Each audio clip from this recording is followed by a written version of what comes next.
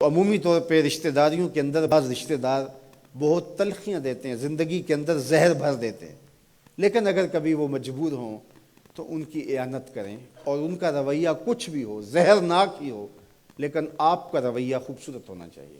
آپ مجھے اگر پوچھیں کہ سب سے بہترین صدقہ، سب سے افضل صدقہ کون سا ہے، تو سب سے افضل صدقہ جو مجبور ناراض رشتہ دار کو دیا جائے، جو رشتہ دار آپ کا شریک بن کے ہر جگہ پہ کھڑا ہوتا ہو، ہر خاندانی میٹنگ میں، ہر خاندانی ایونٹ میں آپ کے مخالف کھڑا ہوتا ہو، آپ کو نیچا دکھانے کی کوشش میں لگا رہتا ہو، اور کسی وجہ سے وہ کمزور پڑ جائے، مالی مشکلات میں مبتلا ہو جائے، اور آپ اس کی مدد کرنے کی پوزیشن میں ہوں، تو آپ کا نفس آپ کو کبھی بھی اس کی مدد کرنے پہ آمادہ نہیں کرے گا۔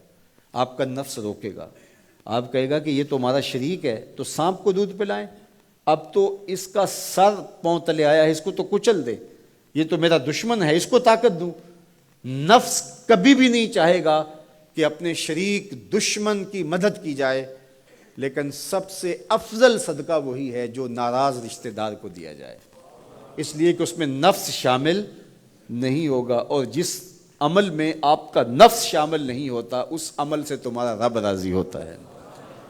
تو رشتہ داروں کے ساتھ سلوک اچھا کرنا، رشتہ داروں کے ساتھ رویہ خوبصورت کرنا، یہ تمہاری زندگی کا اسلوب۔ مجھے بتائیے اہل مکہ نے، حضور کے رشتہ داروں نے حضور کے ساتھ کیا سلوک نہیں کیا تھا؟ اوجریاں ڈالیں، کانٹے پھینکے، راہوں میں گڑھے کھودے، اذیتوں کے پہاڑ کھڑے کیے، اور کیا کیا مصیبتیں نہیں تھی۔ حضور شہر مکہ سے چلے گئے مدینہ المنورہ۔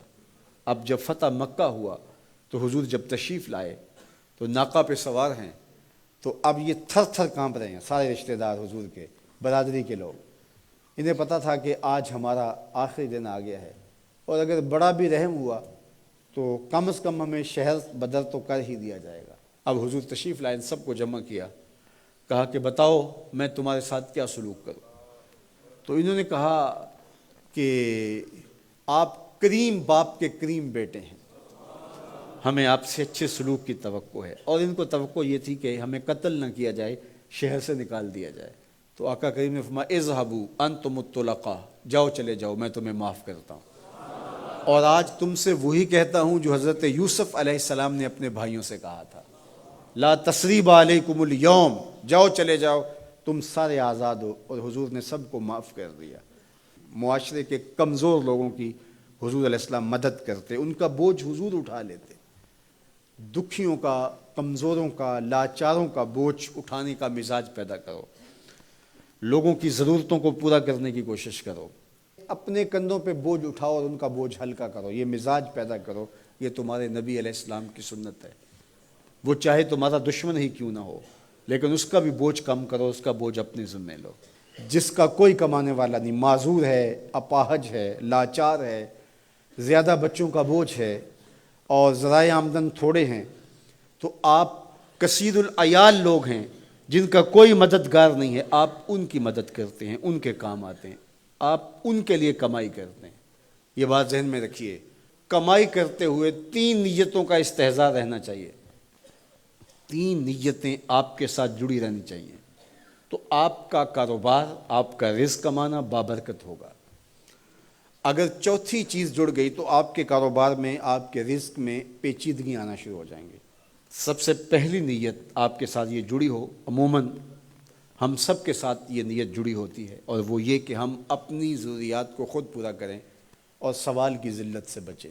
دوسرا مقصد، جو میرے زیر کفالت لوگ ہیں، وہ بچے ہیں، بیوی ہے، بوڑھے والدین ہیں، وہ چھوٹے بہن بھائی ہیں، یا جو لوگ بھی میرے زیر کفالت ہیں، ان کی ضروریات کو میں نے پورا کرنا ہے، اور اس کے لیے میں یہ رزق کما رہا ہوں۔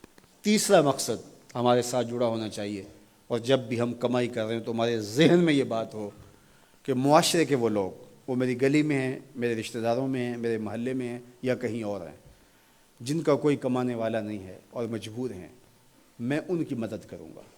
اللہ مجھے اس کاروبار سے، اس وسیلہ رزق سے اتنا عطا کر دے کہ میں اپنے بچوں کی کفالت بھی کروں گا، اپنی ضرورت بھی پوری کروں گا، اپنے والدین کی خدمت بھی کروں گا، اور معاشرے کے ان کمزور لوگوں کی مدد بھی کروں گا۔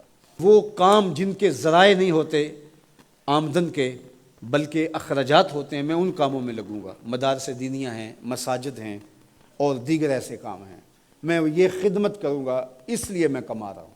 تو یہ رزق بابرکت ہوگا، اور آپ بیٹھے اپنے دفتر کی کرسی پہ ہوں گے، تمہارا رب تمہارے نامہ اعمال میں ثواب لکھا رہا ہوگا، فرشتے نیکیاں لکھ رہے ہوں گے۔ تو یہ سراسر دین ہے، یہ سراسر اچھائی ہے، نیکی ہے، عبادت ہے۔